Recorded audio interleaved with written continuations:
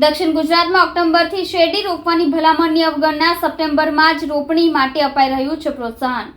સુરતનો હીરા ઉદ્યોગ હાલ મંદીમાંથી પસાર થઈ રહ્યો છે, ત્યારે કાપોદ્રા રચના સર્કલ પાસે ગાયત્રી નગરમાં હીરાના કારખાનામાંથી કારીગરે 10 દિવસ પહેલા 10,000ની રોકડ અને 20થી 25,000ના હીરાની ચોરી કર્યાના વહેમમાં કારીગરને માલિક સહિત કેટલાક લોકોએ કારખાનામાં ગોંધીને માર માર્યો હતો। તેને આખી રાત રૂમમાં પૂરી રાખવામાં આવ્યો હતો। એક જાગૃત નાગરિકે કાપોદ્રા પોલીસના ડી સ્ટાફને જાણ કરી હતી, આથી પોલીસે ત્યાં આવીને કારખાનું ખોલાવ્યું હતું। કારખાનામાંથી કારીગર મૃત હાલતમાં મળી આવ્યો હતો। કાપોદ્રા પોલીસે કારખાનાના માલિક ઠાકરજીની પૂછપરછ શરૂ કરી છે। હીરાના કારખાનામાં નોકરી કરતા કારીગર લાલજીનું મોત કઈ રીતે થયું તે બાબતે પોલીસે આવતીકાલે ફોરેન્સિક પીએમ કરાવવાની તપાસ કરાવશે।